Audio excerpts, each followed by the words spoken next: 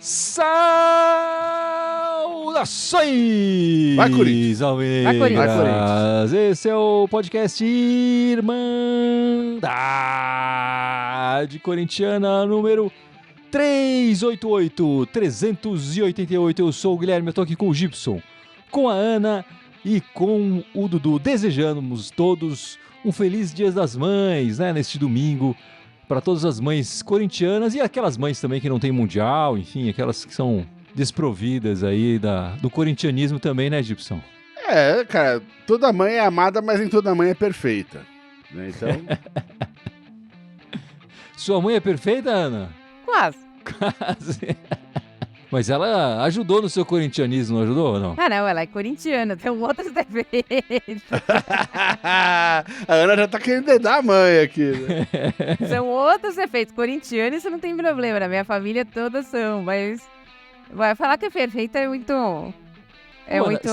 Você prefere que esse podcast a gente se dedique a falar da sua relação com a sua mãe ou do Corinthians? O que é mais fácil pra você nesse momento? Eu faço terapia, pode ficar tranquilo, então eu posso fazer. Mas é mais barato aqui, Ana. Na terapia você discute mais o Corinthians ou a sua mãe? Na verdade, a minha terapeuta, ela é corintiana roxa, né? No consultório dela, tem uma camisa autografada com jogadores de 2012. Você escolheu a terapeuta perfeita, tá? Exato. Então ela fala que o Corinthians não tem problema. Você fica nervosa com o Corinthians, é normal. Faz parte do corintianismo. Faz parte. Aí no Corinthians nunca foi um problema, entendeu? Um beijão pra todas as mães, um especial pra mãe da Ana, que acompanha aqui o nosso podcast.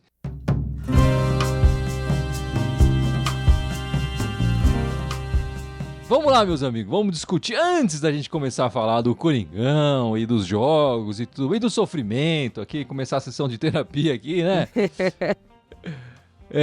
Vamos falar do mais importante, né? Que não é o futebol, mas o que está acontecendo aqui no Brasil e que envolve os times de futebol também, claro. Estou falando do desastre lá no Rio Grande do Sul, as inundações. Tá essa história de que se o Campeonato Brasileiro deve parar ou não deve parar, enfim. A CBF, por enquanto, adiou as partidas dos times do Rio Grande do Sul, já não jogaram essa rodada, acho que na rodada passada também já tinha sido adiada, né? Para as próximas rodadas também já tá meio adiado. Os times da primeira divisão que jogam lá, enfim, do Rio Grande do Sul, o Grêmio, o Inter e o Juventude. Se não me engano, na Série B não tem time, né? Mas na Série C tem times também que estão tendo as partidas adiadas. Vários clubes se ofereceram ajuda, enfim, o Corinthians ofereceu para eles virem jogar na Neoquímica Arena, ofereceu o CT, a presidenta do Sem Mundial tá usando o avião dela para levar lá, tá? Enfim, a ajuda dos clubes tem sido boa até certo ponto, né? Porque os clubes do Sul pedem para o campeonato ser paralisado totalmente, não só paralisar os jogos deles, porque eles estão sendo prejudicados, o campeonato tá rodando, depois eles vão ter que correr atrás dessas partidas e vão ficar esse tempo todo sem treinar, sem jogar, enfim. Por enquanto, só o que eu saiba, talvez eu esteja enganado, mas vocês podem me ajudar, que eu saiba, só o Atlético Mineiro dos outros clubes da primeira divisão vocalizou falando que é a favor de parar completamente o campeonato. O presidente do Corinthians, por enquanto, não falou nada, só ofereceu essa ajuda, enfim, tá recebendo doações na Neoquímica Arena, mandando todos para o Sul, o CT, o estádio, mas não falou em parar o campeonato totalmente, né? Totalmente. O Ministério do Esportes ontem mandou um ofício para a CBF pedindo para que o campeonato fosse parado completamente.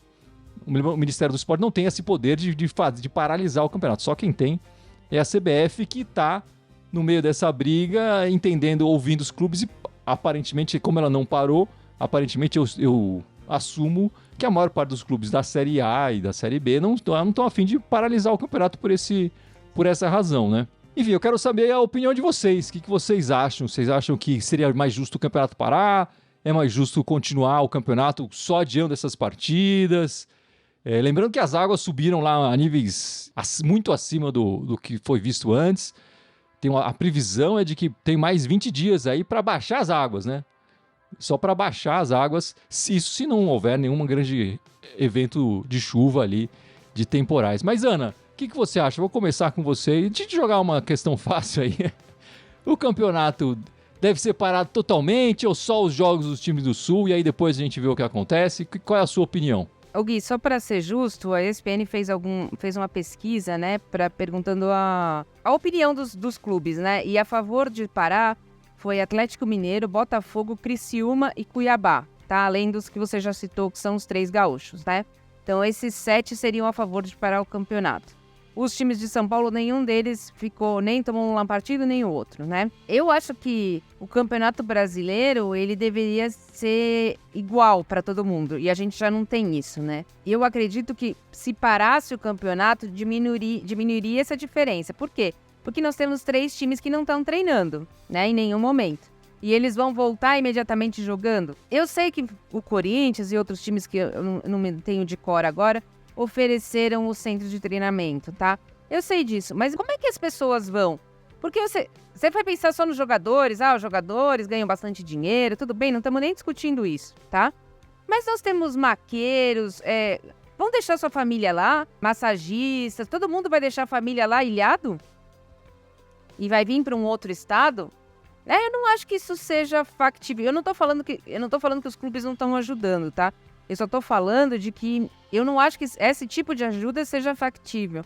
Para mim, parar 3, 4 rodadas do campeonato e depois, sei lá, tira um pouco das férias aqui e atrasa um pouco os campeonatos regionais num outro ano, seria uma maneira de tentar fazer que o campeonato fique igual para todo mundo na medida do possível, né? Fora que também o aeroporto lá tá fechado, não é? O aeroporto. Como é que vão voar os 3 times com os 3 equipamentos, com tudo para São Paulo, para o Rio de Janeiro, para onde for? Eu não consigo entender isso. E a CBF fala, porque depois se os 3 times não passarem, tem as datas do Copa do Brasil, tem aqui é mais fácil. Então, mas vocês não estão dando chance deles passarem também, porque se eles ficarem sem treinar e você continuar o campeonato, você está tirando a chance deles passarem realmente. Então, eu não consigo ver dessa maneira. Para mim, deveria parar, por uma questão humanitária. Agora, você quer que eu fale da minha verdade? Eu deveria parar porque o Corinthians precisa treinar de novo. Se bem que treinando, volta, enfim, não sei se ajuda muito, né? Mas pior do que tá, né? Bom, nesse pior que tá não fica, eu já vi muita desgraça depois dessa frase, viu? Gibson, qual a sua opinião sobre esse assunto todo? Enfim, é um assunto delicado aí da paralisação. Eu acho que o campeonato já deveria ter parado, né? Eu acho que a gente tá longe da confusão aqui. A gente vê pela televisão hoje em dia, enfim, tá tudo conectado, mas não tá... Sei lá, eu acordo de manhã, eu vou trabalhar, eu faço tudo o que eu tenho que fazer, eu vou tocar, sabe, tomo banho. A vida tá continuando aqui. Lá não tá. Lá tá tudo parado. Na melhor das hipóteses, vão ser mais 2, 3 semanas pro rio baixar e, assim, tirar a água da cidade e das regiões pros caras poderem começar, tipo, a tentar arrumar, ver o que sobrou.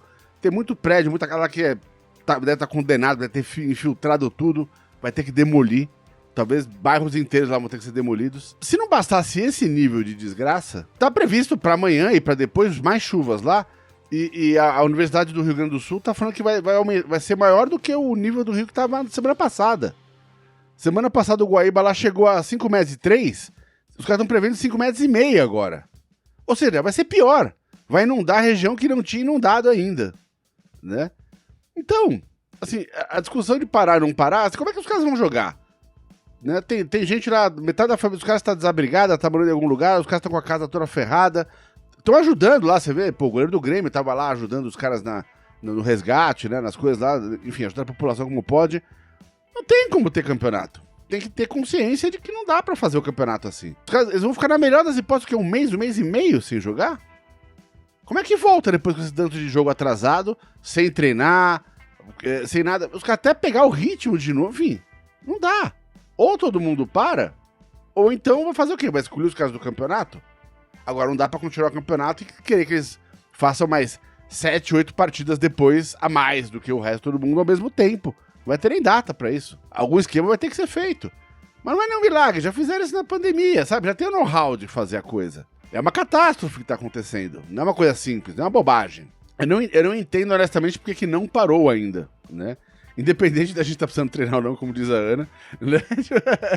Independente disso, assim, a situação lá é muito séria. É bizarramente séria. Eu acho que é muito provável que amanhã e depois, enfim, se essa chuva mesmo que tá prevista lá chegar e jogar o nível do rio ainda acima do que tava, aí a pressão da opinião pública e de todo mundo vai ser muito pesada e a CBF vai ser obrigada a tomar uma atitude, enfim.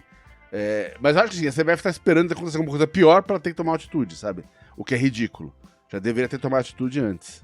A CBF, enfim, a CBF tem outras questões. O atual presidente da CBF só tá lá porque um ministro federal autorizou que ele continuasse lá, porque ele já estava fora. Enfim, os justos presidentes da CBF todos foram expulsos com escândalos e tal. Enfim, a CBF tá um vazio maior do que o Corinthians, por incrível que pareça, politicamente. E até por isso o Brasil não tem representantes na Conmebol de peso e por isso, enfim, questões à parte aí. E o Dudu, e sua opinião sobre essa situação toda, essa calamidade toda que está acontecendo lá no Rio Grande do Sul, por favor? Olha, a minha opinião é muito clara. Para mim, o campeonato já tinha que ter sido paralisado, mas o ponto negativo que a gente vê é que, mais uma vez, em uma situação dessa de calamidade que o Gibson comentou, os clubes não são unidos.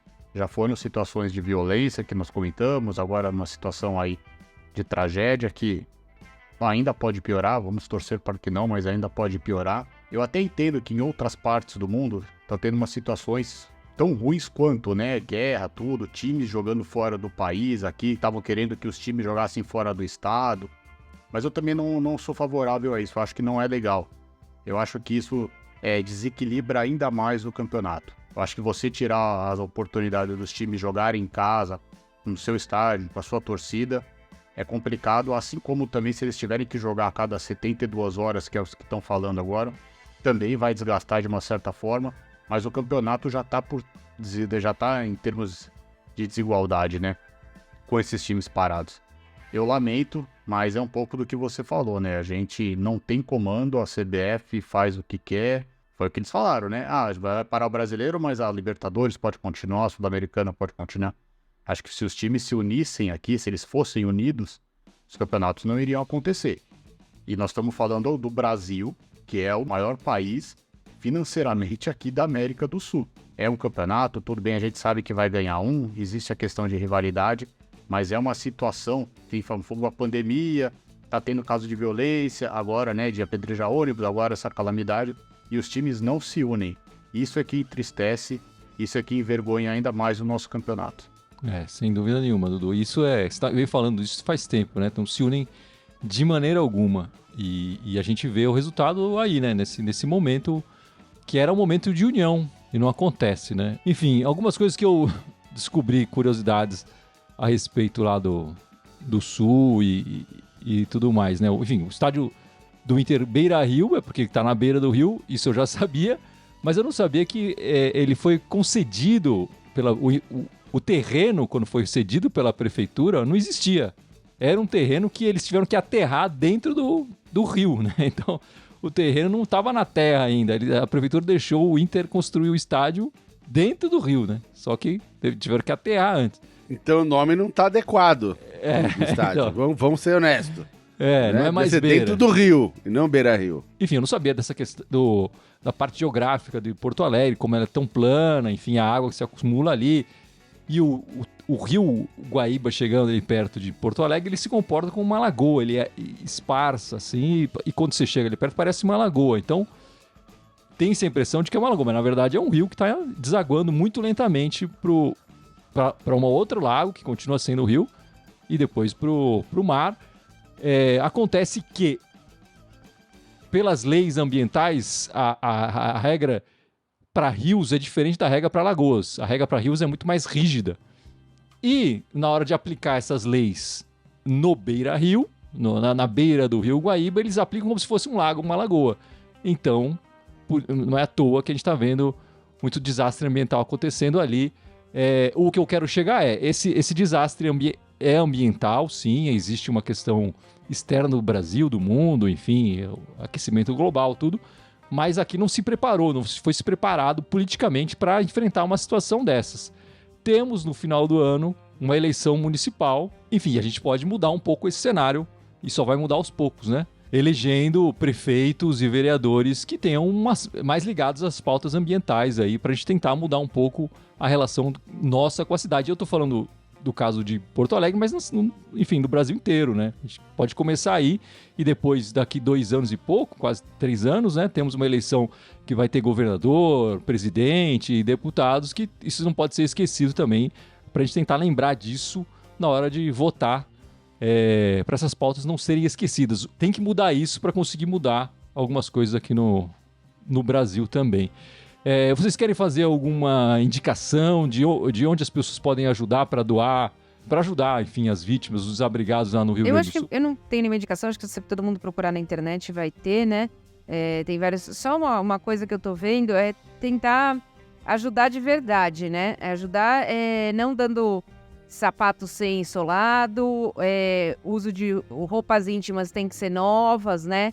Não sujas.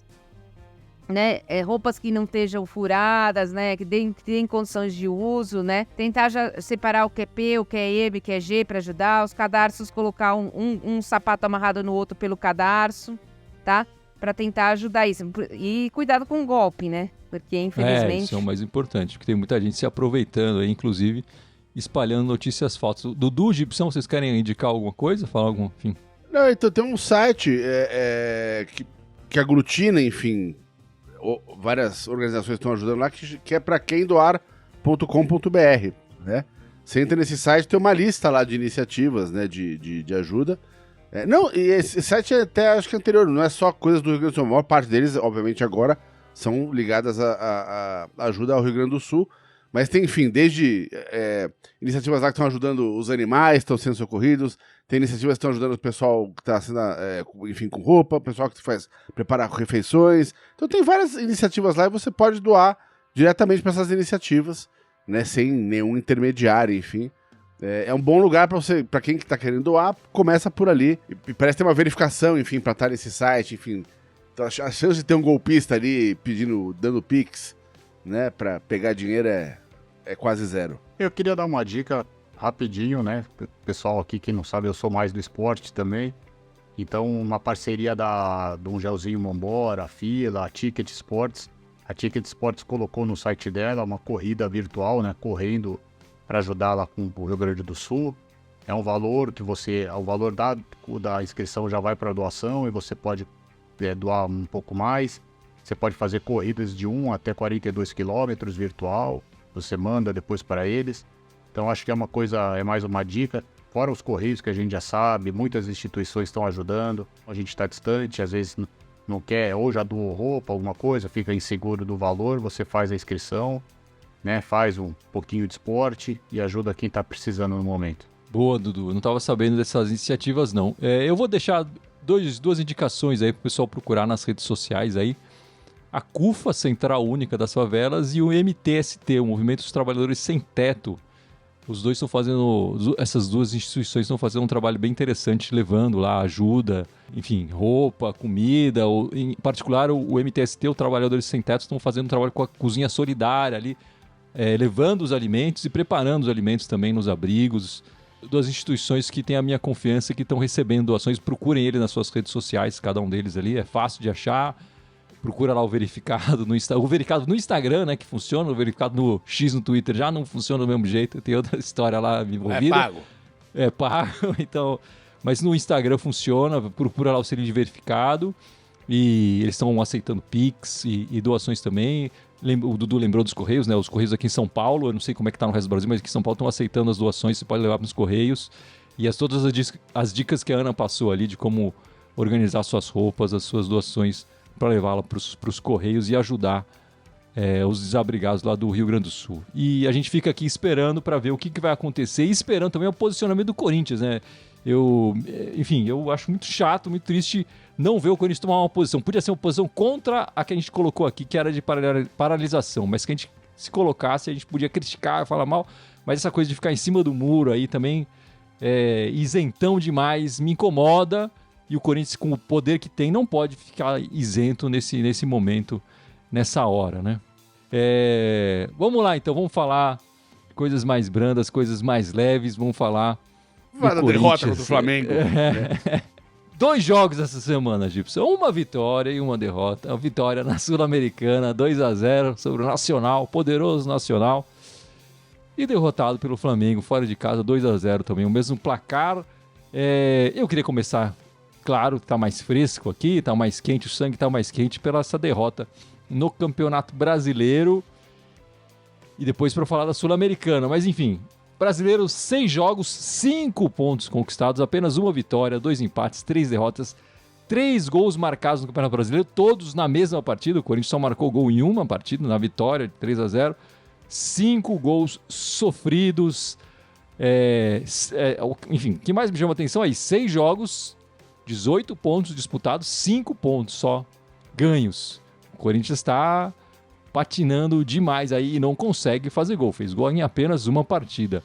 E Dudu, você que sempre pediu pro Tonhão da Massa tentar uma nova formação, uma coisa diferente, mudar. Ele tentou nesse jogo de sábado, 3 zagueiros. Gostou? Era o que você queria? Não era o que eu queria, não gostei da partida. Eu acho que o problema você não é arriscar, colocar 3 zagueiros, colocar 5 volantes, qualquer coisa. Eu acho que ele não treina. E aí ele precisou de uma situação, já que a gente estava sem o Ranieri, e falou, vou entrar com 3 zagueiros. Não confiou no meio campo dele, né? Acho que faltava, que nem a gente falava aqui, fechar mais o meio. Não que os 3 zagueiros... assim, eu entendo o que você falou, foi divulgado que ele treinou um dia antes, né? Enfim, eu sei que você está falando de treinar mais a longo, mas ele treinou um dia antes. Mas eu acho que não é a questão suficiente. A gente sabia que enfrentar... Só fazendo a defesa aqui do Tonhão, um treininho lá, pelo menos. Vai, Dudu, depois... Desculpa aí te atrapalhar. Mas assim, não, que é isso. Nós iríamos enfrentar um dos melhores times, ou o melhor time, o plantel do Brasil. E ele não estava muito preparado. Mesmo fazendo esse treinamento antes, assim, acho que o time não tá acostumado com isso. Então faltou liga no time, faltou uma junção, faltou entendimento, mas nem só pela derrota, que a gente podia ter jogado bem, ter massacrado alguma coisa e ter perdido o jogo. Mas o Corinthians não jogou bola, o Corinthians não jogou bem, o time não se encontrou, não sei se pela formação ou pelo jogo, e o Corinthians não pode um dia antes querer se preparar para enfrentar um dos melhores plantéis aqui do Brasil. Achei uma pena, né? O jogo foi bem fraco. Depois nós vamos falar para a partida da semana também, que foi bem fraco, mas não é porque a gente ganhou que, né, dá para aliviar muita coisa. Mas enfim, o Corinthians, para mim, perdeu uma grande oportunidade de buscar pontos ontem, pelo menos, que lá na frente do campeonato podem fazer falta. E você, Ana, como é que você viu essa partida no sábado aí? Eu queria saber qual é o problema do Tonhão com o meio de campo. Ele quer ver toda vez o meio de campo despovoado, porque ele já joga num 4-3-3 normalmente, tá? Não foi o que aconteceu ontem, mas normalmente ele joga num 4-3-3. E do 4-3-3, ele pega o 3 de fundo, né? E se é o Ranieri, ele bota na linha de trás, né? Ele bota entre os 3 zagueiros. E se é o Paulinho, ele bota na linha da frente. Então joga sempre ou no 5-2-3 ou no 4-2-4, né? E antigamente, né, quando a gente ouvia futebol no rádio, os comentaristas falavam que quem ganhasse o meio de campo ganhava o jogo. E eu acho que, apesar da gente falar que o futebol se modernizou, que o futebol isso, que o futebol aquilo, e eu concordo com tudo isso, mas pra mim, quem ganha o meio de campo ganha o jogo. E foi o que aconteceu ontem. Ele tinha 5 na linha de trás, porque ele não avançou o Hugo e Fagner. Fagner ainda avançava um pouquinho, mas o Hugo não saía da linha de trás. O Hugo não jogou na linha do meio. 2, porque o Paulinho estava na frente. 4, como que você vai ganhar um jogo num 5-2-4? Do Flamengo, que apesar de estar numa crise e tudo, tem um dos melhores plantéis do Brasil. Pra mim, o problema... Ele precisa... Não que nós falamos de terapia no começo do... Ele precisa fazer uma terapia do qual é o problema dele com o meio de campo. Ele perdeu o Ranieri pra essa partida. Não é isso? Aí o que ele fez? Ele não pegou o Ranieri e ele trocou por um.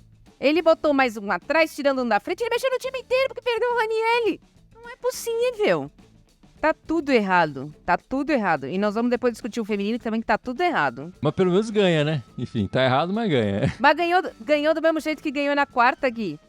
Que o Corinthians masculino ganhou na quarta, só porque o elenco é melhor. Ah, bom, enfim. Vamos falar das bravas daqui a pouco. Gibson, e você, o jogo aí sábado. Então, assim, tava claro que essa formação não tava com treino suficiente. Né? Os 3 zagueiros estavam batendo cabeça ali em como ocupar os espaços, quem marca quem. Perder o meio de campo, como a Ana já falou, assim, num jogo contra esse é meio suicídio, né? Se é pra jogar fechado, cara, deixa um cara só lá na frente pra fazer o contra-ataque e o resto é defesa e meio campo, né? Porque pelo menos você fecha direito, põe a rolha direito no buraco e acabou, né? Agora, dito isso, o que me pega, né, é que assim, o time tava em marcha lenta ontem de novo, né? O time do Flamengo parecia estar com 220 volts e a gente com 110, nem isso, talvez com 80 volts ali. Né? Os caras correram muito mais que a gente, o time deles, quando ataca, compacta, vem inteiro o time, o nosso, quando atacava, não compactava, e quando defendia também tá todo espalhado. Só lá pro final do segundo tempo que a gente teve melhor, a gente conseguiu crescer na partida, enfim. Teve até a oportunidade de fazer gol, por que não? Né? Mas desperdiçou, como sempre desperdiça. Como diz a Ana, o pessoal bate no meio, né? Não é tirar o alvo, tem que bater no canto, né? Então a gente bate em cima do goleiro, o goleiro defende, a gente fica consagrando os goleiros adversários ainda. Mas pra mim o que pegou mais foi essa falta de compactação e essa falta de vontade do time. Óbvio que o esquema tático é diferente, sem estar treinado, atrapalha, né? Mas, o problema é o seguinte, não pode agora achar que ele não tentou uma variação tática, ele tentou, né? Eu acho que não do jeito certo, né? Mas assim, o time tem que correr e tem que estar jogando com vontade, e não correu. Não tava com vontade, tava completamente descompactado, e aí fica difícil. Eu até brinquei quando a gente foi fazer as horas, brinquei com o Gui lá, falei, pô, cara, o Hugo ficou como o melhor em campo. O Hugo, vai vendo o tamanho do buraco, né?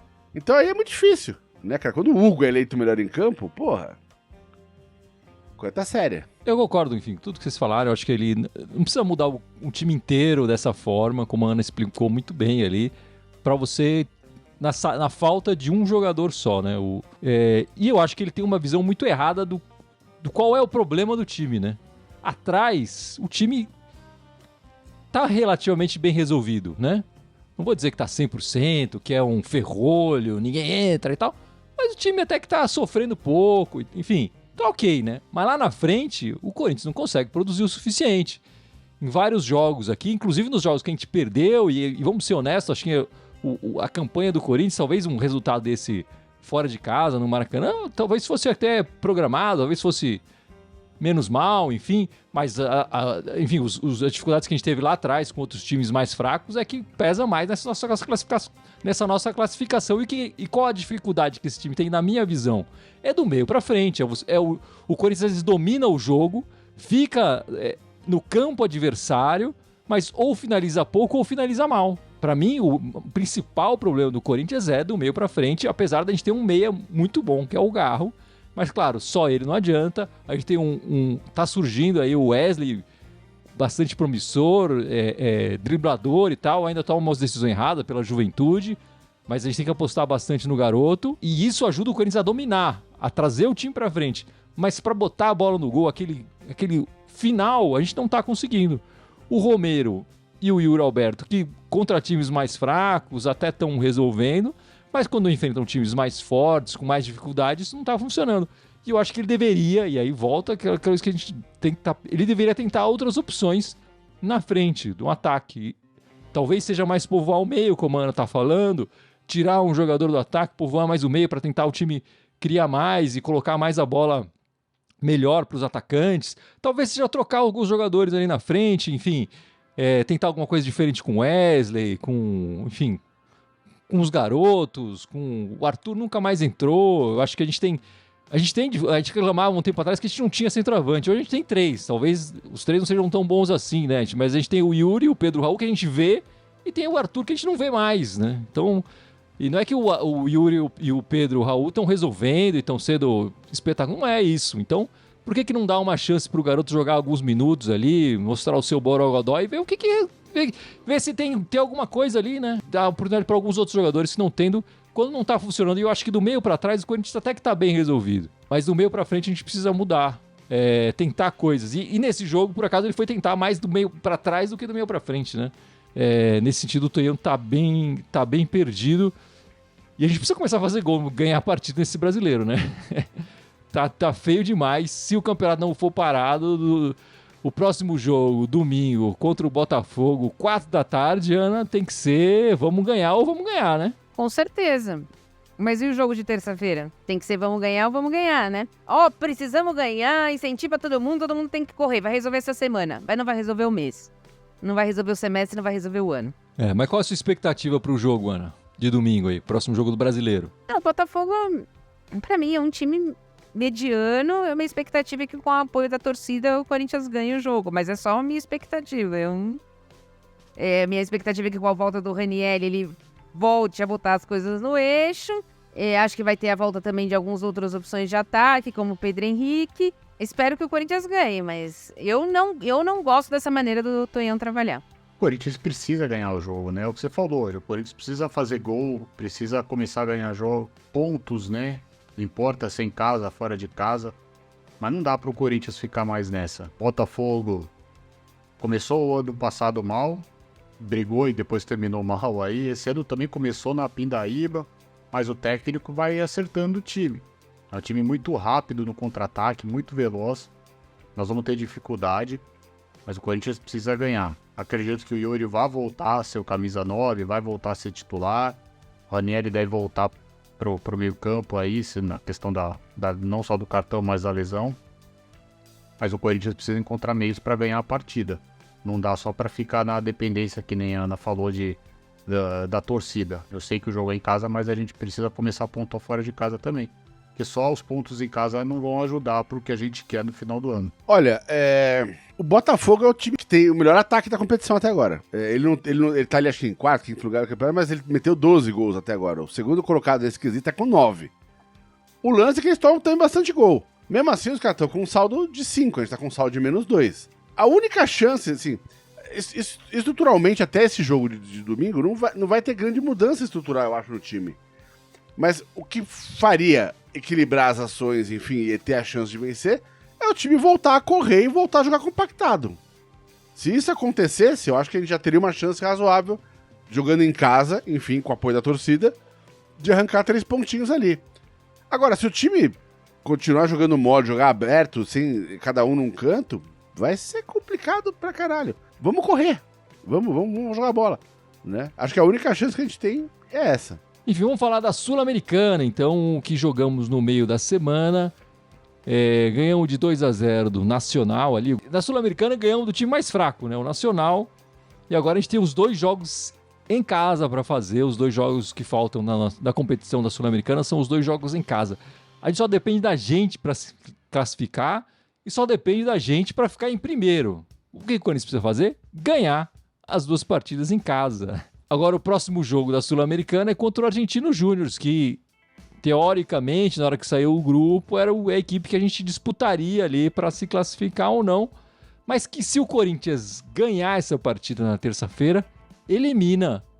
E o Racing ganhar do Nacional, que é mais provável, né? O Nacional já está eliminado, enfim. Os 2 resultados eliminam o Argentino Júnior da competição, né? E aí o Corinthians vai decidir na última partida contra o Racing quem fica em primeiro lugar do grupo. Como é que você vê essa partida aí? Gibson na Sul-Americana, terça-feira, 9h30 da noite, na Neoquímica Arena. Mesma coisa que eu disse pro Botafogo. Vai ter que jogar com mais vontade e jogar mais compactado. O adversário agora é mais difícil que a semana passada, né? Então vai ter que ir só um pouquinho mais... Mas agora vamos jogar em casa, torcida a favor, enfim. Geralmente quando a gente joga em casa, a gente tende a correr mais. Vamos ver o que vai acontecer. São 2 jogos em casa, vamos ver se a gente vai correr nos 2 jogos da semana, né?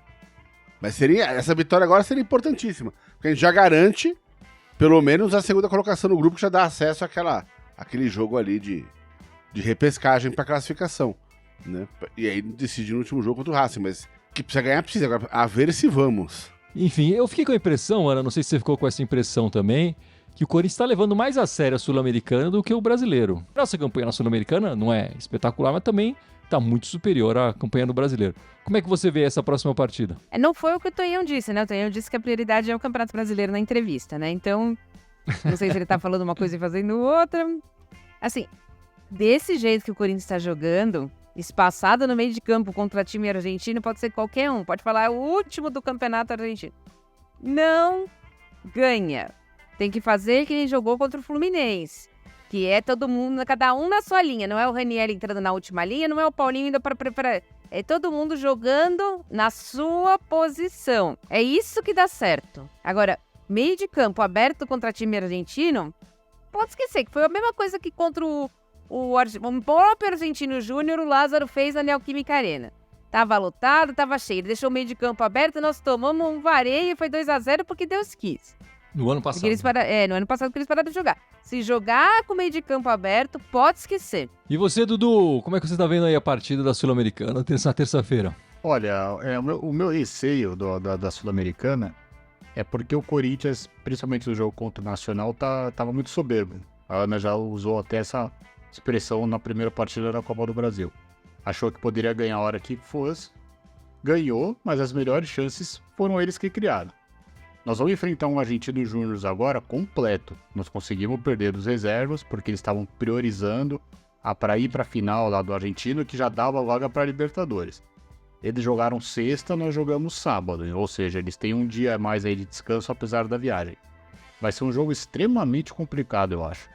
Eles sabem fazer a catimba, eles sabem como enfrentar o Corinthians, e nós não sabemos ainda como enfrentar esses times argentinos. E o que preocupa um pouco mais também é o Corinthians entrar na partida já sabendo o placar, né? Porque outro jogo do grupo é às 19h. O Corinthians vai entrar no jogo já sabendo o que aconteceu. Então, às vezes, isso não sei se vai ser bom ou se vai ser ruim. Mas acho que vai ser um jogo bem complicado. Vai ser extremamente difícil. Mas o Corinthians precisa dessa vitória. 1-0 aí, pode ser gol do Carlos Miguel, mas a gente precisa dessa vitória. E eu queria lembrar e pedir a ajuda de todo mundo que está acompanhando aqui a live, o nosso podcast, que no mês de outubro, o mês das bruxas, a gente vai fazer um especial com os 31 piores jogadores da história do Corinthians. A gente vai fazer um jogador por dia, a gente relembrar e exorcizar esses fantasmas, todas essas bruxas todas que passaram pelo Coringão nos últimos anos aí. Então, quem puder deixar um comentário aqui na nossa live, deixar um comentário no nosso podcast, dando dica, querendo participar enfim, dando mais nomes pra gente, trazendo outros jogadores aí de décadas passadas, os mais recentes, todos estão frescos na nossa memória, né? Mas tenta puxar na memória aquele que você odiava lá nos anos 80, nos anos 90, e traz pra gente aqui, pra gente exorcizar nesse mês de outubro, mês das bruxas. Gibson, como é que tá a sua lista aí? Tá boa a sua lista de piores jogadores? Não, tá deprê, cara. Minha memória pra essas coisas é zero, né? Fora os óbvios, né? Aqueles que a gente odeia já desde sempre. Eu só guardo quando a experiência é muito ruim com o cara. Então, mas agora, esse mesmo que eu quero que você lembre. Essa memória que eu quero. Eu sei, porque assim, às vezes tem aquele cara que veio, tipo, sei lá, os De Federico da vida, sabe? Assim, tipo, o resto eu deleto tudo, assim. Bom, vamos falar dos nossos goleiros rapidamente aqui. Carlos Miguel, 5 jogos seguidos titular, né? Assumiu de vez a posição. Falhou pela primeira vez aí contra o Flamengo, mas também salvou, né? Ele fez umas belas defesas aí, mas não dá pra negar que o primeiro gol foi uma falha dele. O contrato dele vai até o final de 2025. Eu achei muito curto esse contrato. Acho que já deviam procurar ele pra renovar, não era, Ana? Com certeza, né? Estão pensando em renovar, acho que primeiro o Cássio, depois ele. Eu renovaria logo com o Carlos Miguel. Não dá pra perder essa joia aí, né, Gibson? Eu não sei se você vai falar sobre isso, mas enfim, tem esse boato de que o Cruzeiro tá atrás do Cássio. Então. É que os dois assuntos estão conectados, enfim, não tem muito como fugir de um do outro. Eu acho que tinha que renovar antes do Carlos Miguel. Resolve o Carlos Miguel. O Carlos Miguel é o futuro. O Cássio é um presente que tá acabando, é um fato, é uma questão de idade, enfim. E tá me cheirando que o Cássio quer sair. Tô com essa sensação de que ele não vai querer ficar no banco. Ele não vai aceitar o banco. Então, se é pra acontecer isso, cara, renova pelo amor de Deus. Tem esse contrato do Carlos Miguel logo, né? E aí libera o Cássio, cara. Acabou. Resolve os dois lados já. É isso, Dudu. O Cássio dizem aí, tá recebendo uma proposta do Cruzeiro, o goleirão gigante, história fantástica, espetacular com as camisas do Corinthians. 36 anos, ele diz que quer jogar até os 40, e agora estão falando que ele tá com um contrato aí na mão do Cruzeiro, tem a renovação do Corinthians também na mão, e o contrato atual dele vai até o final de 2024. O que você acha que o Corinthians faz com o gigante? Olha, eu já falei aqui algumas vezes, eu gostaria muito de ver o Cássio batendo o recorde da partida do Vladimir, isso eu falo aqui, né? Até porque eu acredito que ele vai ser o único que pode fazer isso. Até porque os jogadores hoje ficam pouco tempo nos times, né? Seria mais esse motivo até para essa nova geração. Mas, enfim, ele é o maior goleiro da história do Corinthians. Para mim não é o melhor, que nem eu já falei também, mas é o maior goleiro da história do Corinthians. Agora, ele não estava num bom momento. Ele foi pro banco, ele tem todo o direito de querer sair, independente da história dele no Corinthians. Eu só acredito que se realmente ele for sair, precisa fazer um jogo de despedida para ele, na Neoquímica, tudo, que vai ser muito bacana. Em contrapartida, eu acho que no momento ele precisa ajudar o Carlos Miguel, como a gente vê que ele tem, pelo menos eles falam, que conversam tudo, que ontem o Carlos Miguel, após perder, falhar no gol, também deu uma entrevista lá meio de cabeça quente, também fica quieto, fica na sua. Eu não sei se ele também tá sentindo essa pressão do Cássio no banco, né, porque, quem fala, caramba, é o Cássio no banco, entendeu? Então, acho que um ainda é muito importante para o outro, né? Concordo com você, renova com o Carlos Miguel, se vai renovar depois ou não com o Cássio, não sei, e já dei a minha opinião, eu gostaria que sim, mas enfim, nós temos que resolver a situação atual. Quem é o goleiro titular? É o Carlos Miguel? Resolve o Carlos Miguel, ponto. Mas vamos ver o que o Cássio vai seguir aqui em diante, porque a diretoria disse que não ia interferir na opinião dele, então acho que em breve, até porque no Brasileiro só podem fazer 6, o Cássio já tem 3 jogos, né? Ele deve tomar essa decisão, acho que em breve, e aí a gente vai ficar sabendo o futuro do gigante. Eu tô levantando essa bola do contrário do Carlos Miguel, tá? Eu não estou vendo a diretoria ou outras pessoas falarem sobre negociar, renovar com o Carlos Miguel. Eu tô levantando essa bola aqui porque eu tô achando que é importante, já que eu acho ele uma joia, tá jogando bem, falhou e tal, vai falhar outras vezes, como o Cássio também falhou várias vezes, e como o Cássio também deu outras entrevistas quando era mais novo também, que eram mais inflamadas, mas enfim, ele começou numa fase muito boa também, né, então ele não tinha que dar muita entrevista, ninguém ia chegar pra ele lá reclamar de alguma coisa, quando tinha que reclamava pra outros caras e tal, e o Carlos Miguel tá pegando uma fase mais nebulosa pra começar no gol do Corinthians e vai ter que aprender na paulada mesmo o que tem que falar, o que não tem que falar. Mas eu já renovaria com o Carlos Miguel e dava a renovação pro Cássio, e o Cássio decidiu o que tem que fazer, né? Eu acho que pela história dele no Corinthians, se ele quiser sair no meio do ano, eu liberaria pelo que ele representa. Agora, eu gostaria e eu preferia que o Cássio tivesse esse respeito de terminar a temporada, mesmo que seja na reserva, terminar a temporada no Corinthians, né? E aí no ano que vem começar uma nova fase da carreira dele, eu achava mais interessante pro Cássio e para o Corinthians. Mas se o Cássio quiser sair no meio do ano, aí eu acho que o Corinthians pode falar, então vai, obrigado e paciência. Essa semana rolou a convocação para a Copa América, mas não se preocupem, o jogador do Corinthians foi convocado na seleção brasileira, né? Eu acho que nas outras seleções sul-americanas pode acontecer a saída de um jogador do Corinthians nesse período da Copa América, lembrando que teoricamente o Campeonato Brasileiro não vai parar, né? Agora com essa história das inundações, pode ser que já pare, mas por outro motivo, né? Mas teoricamente ia ter jogo rolando aí durante a Copa América inteira e os clubes que se virem para repor esses jogadores. O Garro é convocado para a seleção argentina, isso que me preocupa mais. Não, normalmente não, né? É mais o Félix Torres, né? Porque o Palácios pode ser convocado. Por Palácios, exemplo. não sei se vai se recuperar. O Romero na seleção paraguaia, acredito que seja convocado. Minha preocupação é o Garro mesmo. O Garro eu acho que normalmente não é convocado, pelo menos nas últimas não. Mas tudo pode acontecer, né? Não sei. O Fausto já foi, né? O Fausto já foi. O Fausto já foi convocado, a gente não sabe. Mas esse também pode ser convocado. Minha preocupação é o Garro. Não sei vocês estão preocupados com alguma outra posição aí, além do Garro? O Romero me preocupa um pouco, né? Pra substituir o Romero tem que botar Yuri Alberto mais Mosquito, mas aí não pode, né? E juntando um assunto no outro, também teve convocação da seleção feminina, né? Que vão jogar amistosos. A convocação das Bravas. Quantas foram convocadas? Foram convocadas 6 do Corinthians. Yasmin, Yaya, Duda Sampaio, Tamires, Jennifer... Quem tá faltando? Gabi Portilho. Gabi Portilho, isso. 6 do Corinthians. Todas convocadas aí para a seleção do Arthur Elias. Ainda não é a convocação... É contra a Jamaica, tá? Jamaica. Boa, Dudu, boa. Não é a convocação para a Olimpíada ainda, né? É uma convocação para amistosos, mas já é uma preparação pro enfim, para a disputa da Olimpíada. Enfim, já vamos entrar nas brabas, né, no futebol feminino, que jogando com a camisa nova All Black ali, elas ficaram lindas demais e ganharam, né? Tiveram uma vitória sonora no majestoso ali de virada no final, não é isso? Foi isso. Você sabe que não é a primeira vez que acontece uma virada dessa contra o mesmo time da Vila Sônia num jogo em Cotia. A Gabi Nunes, antiga centroavante nossa, entrou aos 45 do segundo tempo com 1-0 para o time da Vila Sônia. O jogo termina aos 55, 2-1 para o Corinthians com os 2 gols da Gabi Nunes. Então, mas não é a primeira vez, eles estão acostumados com isso. Hoje foi um jogo... De novo, nós vamos falar um horário ruim, né? A gente tá tranquilo em casa, mas se jogar futebol às 11 da manhã, né? Eu entendo que tem toda a parte da Sport TV, da Globo, que é o horário, mas é um horário que tá fazendo muito calor, né?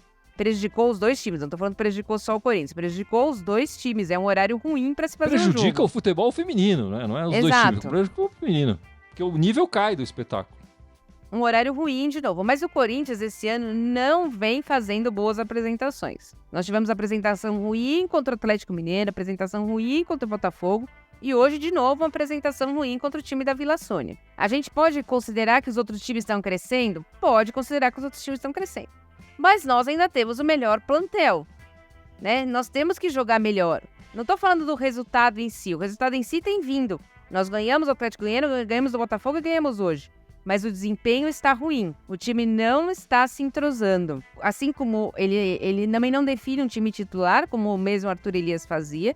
Mas o Arthur Elias me parece que tinha mais domínio do que acontece com as meninas. Ele não tem esse domínio, ele tem alguns desfalques, né? Mas mesmo com os desfalques, o Corinthians tinha que passar a maior parte do tempo chutando a bola no gol e não é isso que está acontecendo. A gente tem visto muito...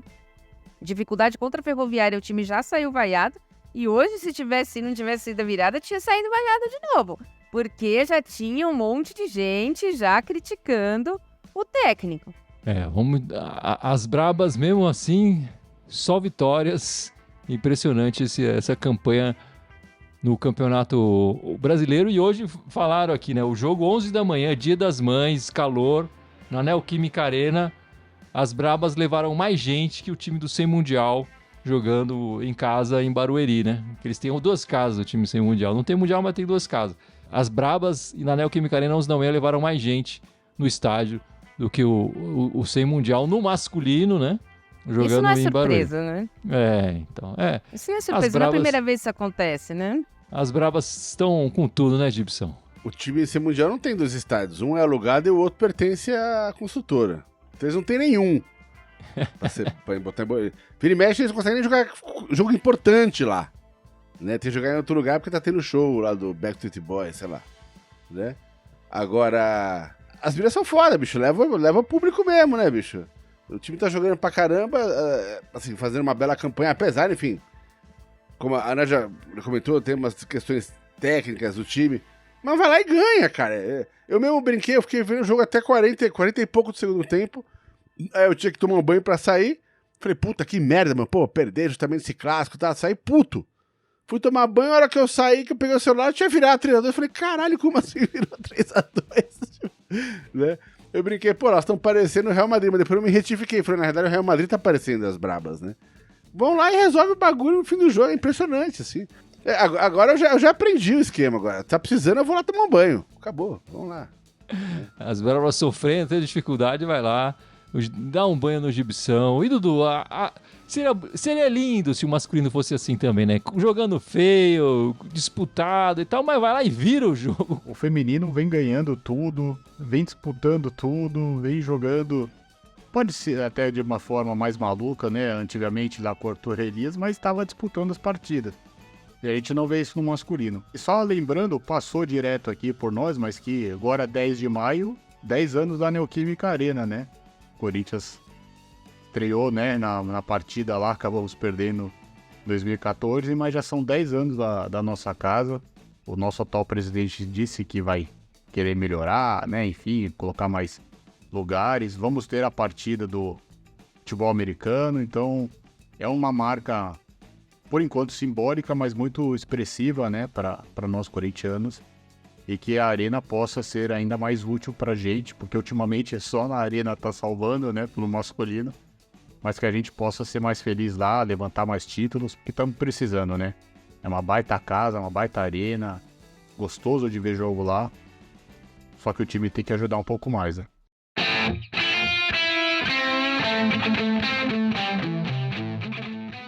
Bom, meus amigos, então é isso. Vamos encerrando esta live, este podcast 388.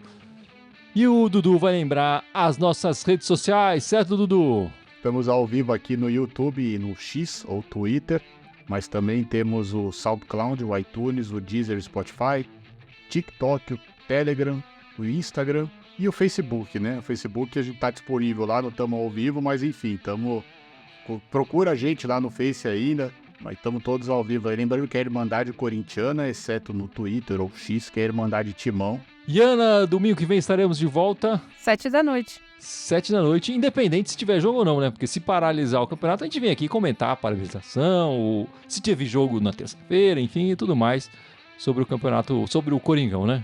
Independente se parar ou não, a Irmandade estará aqui domingo, 7 da noite, para comentar essas duas partidas, se houver duas partidas, né? O que você acha, Gibson? Seus placares aí para essa semana? Não, eu vou na humildade. 1-0, 1-0. Tá bom, tá beleza. É isso então, meus amigos. Muito obrigado pela participação de todos e vai Corinthians! Vai, Corinthians! Vai, Corinthians!